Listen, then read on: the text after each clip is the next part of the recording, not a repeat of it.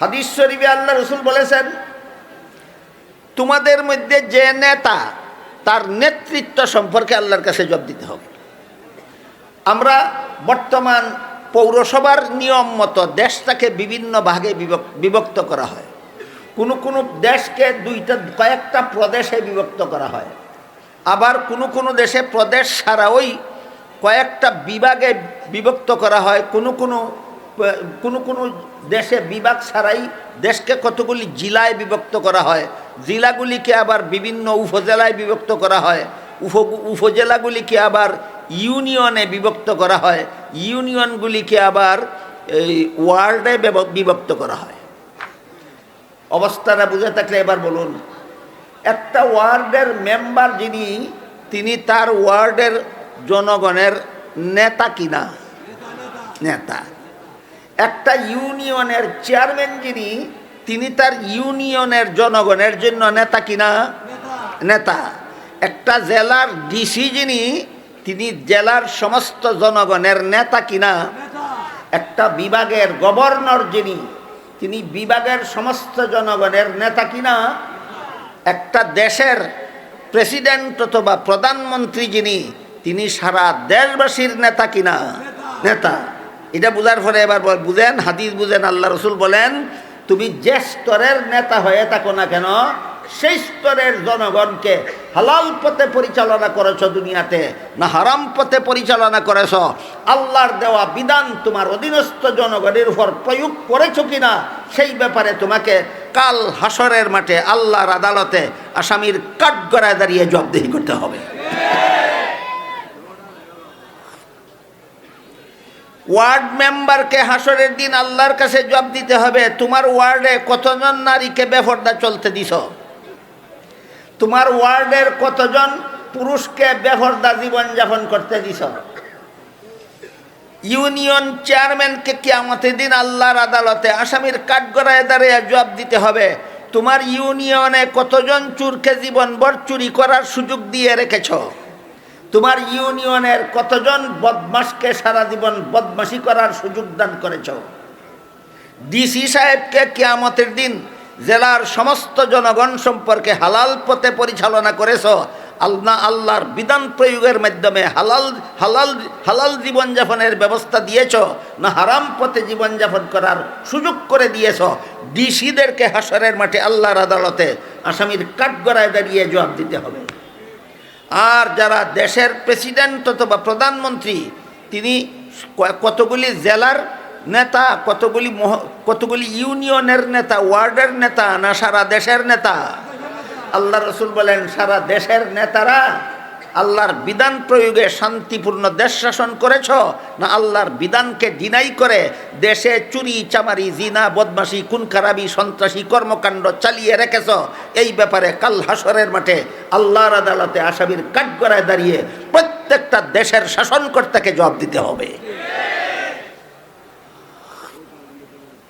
এই জন্য পবিত্র কোরআনের অন্য আয়াতে আল্লাহ বলেছেন, কিয়ামতের দিন যখন সারা দুনিয়ার সমস্ত মানুষ জীবিত হয়ে হাসরের মাঠে দাঁড়াবে, এই কথাটাও জানে না এমন কোনো মুসলমান আছে নাকি?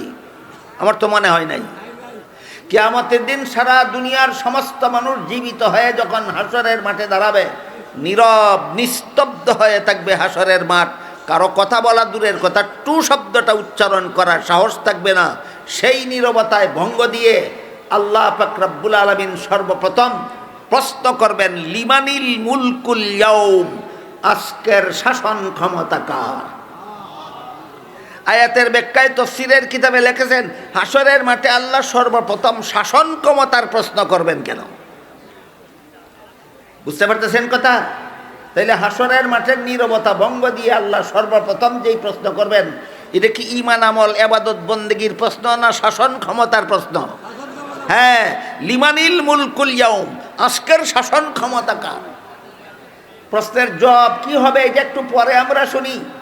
আয়াতের ব্যাখ্যায় তাফসীরের কিতাবে লেখা আছে, হাসরের মাঠে আল্লাহ পাক রব্বুল আলামিন সর্বপ্রথম প্রশ্ন শাসন ক্ষমতা সম্পর্কে করবেন কেন?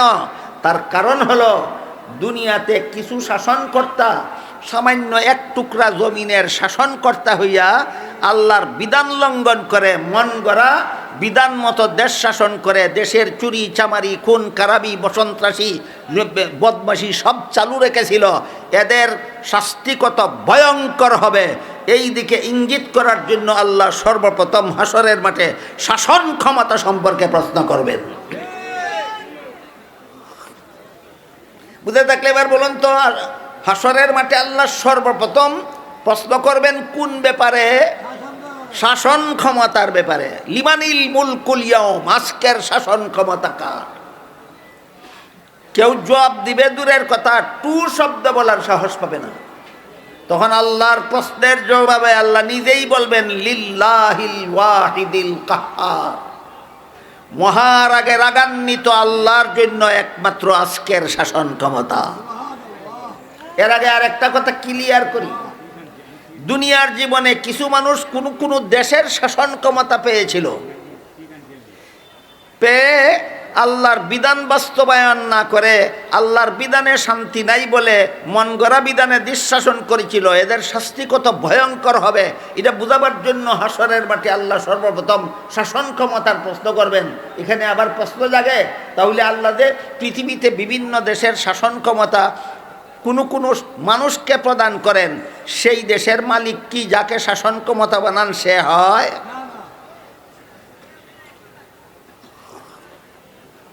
এই প্রশ্নের জবাব পাওয়া যায় কোরআনের আরেক আয়াতে। সেখানে আল্লাহ বলেন কুলিল্লাহুম্মা মালিকাল মুলকি তুতিল মুলকা মান তাশাউ ওয়া তানজিউল মুলকা মিম্মান তাশাউ ওয়া তুইজ্জু মান তাশাউ ওয়া তুযিল্লু মান তাশাউ বিয়াদিকাল খায়র ইন্নাকা আলা কুল্লি শাইইন কাদির। আল্লাহ বলেন, হে রাসূল করিম সাল্লাল্লাহু আলাইহি ওয়াসাল্লাম, আপনি বলে দিন পৃথিবীর সমস্ত দেশের মালিক একমাত্র আল্লাহ। তাহলে আল্লাহ যে ফেরাউনকে মিশরের শাসন ক্ষমতা দান করেছিলেন, মালিকানা দান করেছিলেন না শাসন ব্যবস্থা প্রয়োগের দায়িত্ব?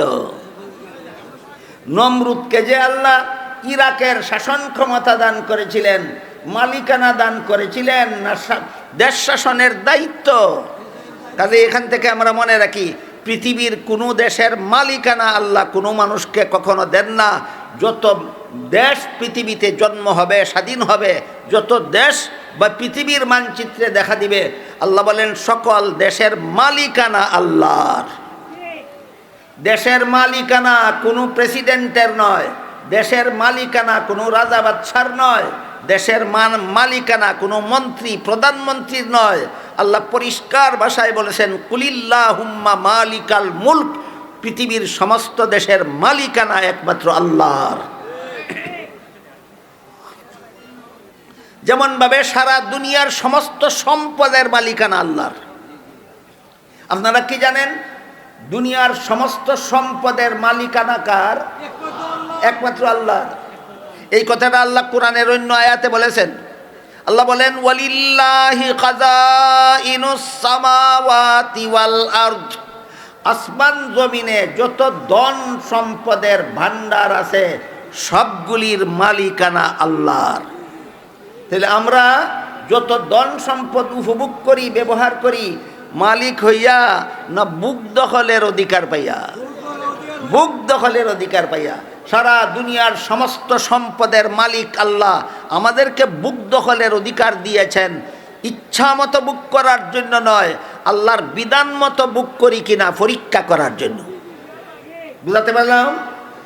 সম্পদের মালিকানা আল্লাহর, বান্দাকে বুক দখলের অধিকার দেন ইচ্ছা মতো ব্যবহার করার জন্য না আল্লাহর বিধান মতো বুক করি কিনা পরীক্ষা করার জন্য? ঠিক তেমনিভাবে সারা দুনিয়ার সমস্ত দেশের মালিক আল্লাহ, শাসন ক্ষমতা শাসনকর্তাদের হাতে দেন ইচ্ছা মতো দেশ শাসন করার জন্য নয়, আল্লাহর বিধান মতো দেশ শাসন করে কিনা তা পরীক্ষা করার জন্য। এই পরীক্ষায় নমরুদ পাশ করেছিল, এই পরীক্ষায় ফেরাউন পাশ করেছিল, এই পরীক্ষায় আবু জাহাল পাশ করেছিল, ফেল। এদের শাস্তি কত ভয়ঙ্কর হবে এই কথাটা বোঝাবার জন্য হাসরের মাঠে আল্লাহ সর্বপ্রথম শাসন ক্ষমতার প্রশ্ন করে বলবেন, লিমানিল মুলকুল ইয়াউম, আজকের শাসন ক্ষমতা কার? সাহস হবে না কারো জবাব দেবার। তখন আল্লাহর প্রশ্নের জবাবে আল্লাহ নিজেই বলবেন, লিল্লাহিল ওয়াহিদিল কাহ্হার, মহারাগে রাগান্বিত আল্লাহর জন্য আজকের শাসন ক্ষমতা। কেন? আল্লাহ কি শুধু রাগান্বিত? আল্লাহ দয়াবান নন? আল্লাহর নাম কি শুধু কাহ্হার? আল্লাহর নাম কি গাফফার নাই? আল্লাহর নাম কি রহমান নাই? রহমান অর্থ মহাদয়ায় দয়াবান, গাফফার অর্থ মহাক্ষমায় ক্ষমায় ক্ষমতাবান। লিল্লাহিল ওয়াহিদির রহমান বলবেন না কেন?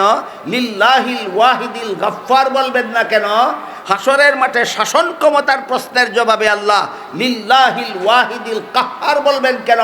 মহারাগে রাগান্বিত আল্লাহর জন্য আজকের শাসন ক্ষমতা বলবেন কেন? প্রশ্নের জবাব তাফসীরের কিতাবে লেখা আছে। যারা কিছুদিনের জন্য এক টুকরা জমিনের শাসন ক্ষমতা পাইয়া আল্লাহর বিধানের দ্বারা দেশ শাসন করলে শান্তি হবে না, এই রকম কুফরি আকীদা পোষণ করেছিল, আজকে বুঝা লইবা তোমাদের শাস্তি কত ভয়ঙ্কর হয়।